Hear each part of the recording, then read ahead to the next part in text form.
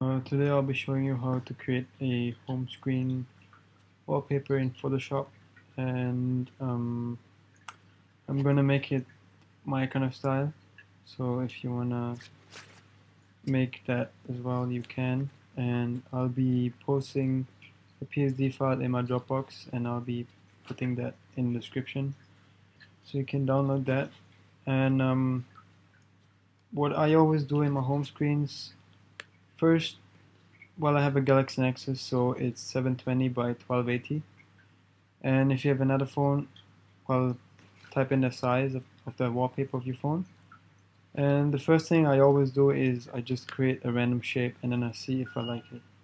Let's see, I'll create this shape and I'll just move it around a bit. I'll just move it to place. And yeah, I like this, but I don't really like the color, so I'm just gonna change it maybe to my new favorite red. Just gonna, yeah, I think, yeah, that also, yeah, that fits. All right, so let's name this shape. Let's name this background shape. And what I usually always do, which makes it nicer in my opinion, is I search for wallpaper that kind of fits to the wall, to the shape. And I found this wallpaper. It's really nice. So it's from this website, Wall Tour. I'll be putting that in the description as well. And you're just gonna copy this image, go back to Photoshop, and then just Command V, paste it in, and then to move it around, Control T. So I'm just gonna move it into place like this, and I'm gonna drag it, double click. Alright, now I want this layer to be on top. I want the red one to be on top of the wallpaper. So I'm just gonna drag layer 1 down here. So now, as you can see, if I Command T, if I want to drag this, it's below the red box, which I want. Alright, so maybe I'll just make the shape a bit taller. Alright. Okay, what I want to do next is a screen indicator. You don't have to do that, but I like it, and it fills up empty space, which is always nice. And always make a unique kind of indicator. I mean, not unique, but you know, they have those dashes in Go Launcher, and they have dots in ADW Launcher. I'm not sure, and yeah, it's kind of, and they're always on top, and I don't know, it's I don't know. I just like unique stuff, so I'm just gonna make it unique. So I'm gonna go here. Wait, let's name this wallpaper. Let's name it, yeah, wallpaper. Alright, I'm gonna go here to the rectangular tool, and then I'm just gonna drag a box, something like a line here. And remember, it's not always gonna look perfect, so you have to experiment a bit. If you think, oh no, I don't really like this, then change it, because if you don't like it, then you shouldn't really put it as your home screen. Alright, let's make this grayish white. Okay, and move it into place. Command T, and zoom in a bit. Oh no, we can't. Alright, so I'll just move it into place. Alright, double click. And well, maybe, I don't know, is this maybe a bit darker? Maybe I'll make it. Oh yeah, I think that's fine. I guess, yeah. Alright, so that's like part of the indicator, and I'm just gonna create a new folder called indicators. I'm gonna name this line, and then I'm gonna drag this into the folder, drop it. Now see, you can just close everything, and if you put a lot of stuff in there, you don't have to, you don't have to turn them off manually one by one.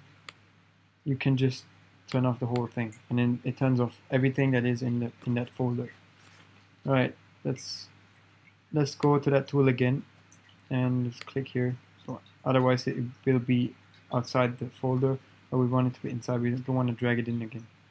All right, so I'm just going to drag something here till about here, and then I'm going to make it the same color as the line. I'm going to just close this, and as you can see now it fits perfectly, but I kind of want it to go here. Double click. Alright, now if you can see, looks alright, I guess. Alright, I'm just going to merge these two layers. You have to select both layers and then right click, merge layers, and then name it background. Alright, and then what I want to do is I'll zoom all the way in till I have a perfect kind of look, and then I'm gonna drag down a helping guide, and I'm gonna kind of find the middle. Okay, that's the middle. It already locked it in, so I didn't really have to find it. So what I'm gonna do now is I'm gonna make the indicators. So I'm gonna create another two folders. Okay, I'll just create one. Yes, I want to. I'm gonna name it active. Yeah, I'll name it active. And then what I'm going to do is, which shape should the indicators be? Square or circles? I'll just make them circular because I like circles, so I'll make it circular. Alright. Just drag a circle and then Command T, and then wait, I have to find the middle again for this thing. I don't know, is it? I guess so. Command T and just put it into place. Alright. Now you can just get rid of that because you don't need to find the middle anymore. And then what you want to do is go to shape 1 and just let's rename it middle. What you want to do now is either Command J or right click, duplicate layer, and then we're going to name it right, and then Command T and move it to the right, double click. And another one, let's go back to the middle, Command J, rename this to left, Command T, and just drag it to the left. Make sure it's like have the same kind of distance, right? Yeah, kind of. And just give them a color that you think is nice for an active color. It indicates where you're on right now, so I'm just gonna, to fit it, I'm just gonna make it the same red than this. So yeah, since I'm gonna have 3 screens, obviously I have 3 indicators, and I'm just gonna color all these to this color. All you have to do is double click this, and then if you're here, just with the mouse, just go out here to the red, and then you see that tool thingy, and then just click, and then you have the red selected, then just OK, and it will color it. And the same to this. Alright. Now the active part is done, and click well, you right now you're on the right layer, so hold shift and press middle, and then drag all these into active, and then just close it. And then while you're in the active folder, right click, duplicate group, and type in not active, and now turn this layer off, because otherwise you won't be able to see the color change. Well, you will, because this one is on top of the active, but I always turn it off. So this is the color which it shows when it's not activated. So I'm just going to choose grayish white. This is fine. And just color all three the same. Alright, now what you can do is expand both and then activate these and then just uncheck these two, and then you see we're on layout, we're on page 1, and then you can, now we're on page 2, and now we, oh what, no wait, oh now we're on page 3. Alright, so I'll just make it, yeah, I'll just leave it on page 3, and now the indicator part is done. It looks quite nice. The other part is I'm gonna use a cloud for my weather, and I don't really want to do it with that app I can't really pronounce the name of because I'm not English speaking. Well, I don't know, not really my first language, so I don't really want to embarrass myself. So I'm just gonna paste it in here because it's quite big as well, and I don't really think it's gonna fit in that. And yeah, I'm just gonna go here. I made my own folder called resources, so I don't have to Google everything all the time. So I'm gonna go to my weather images, and I'm gonna, let's say, when do I want? Okay, I like the cloudy. Alright, I'm just gonna drag it in, cloudy, and then I'm just gonna make it a bit bigger.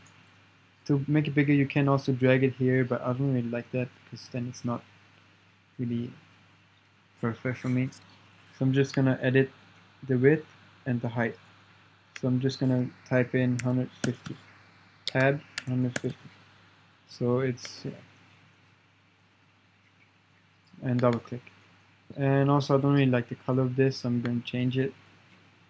And select cloudy, and then blending options, right click blending options, color overlay, and then click the color, and then I'm gonna want to make it this color, or maybe that color. No, I like this color. Alright, okay. Alright, now that's done, just move it a bit into place. Like this. And now you're done. Now you can just save the wallpaper and put it in onto your phone using multi-picture live wallpaper, and add the other stuff with apps and icons and whatever you want, and just experiment. If, for example, I would put the icons here, the app icons, but if it doesn't look well, then I would put it somewhere else. I always make it and then I'll look at it, and then if I don't like it, I'll change it, and yeah. But I think everyone does that, so yeah, alright. Okay, bye-bye.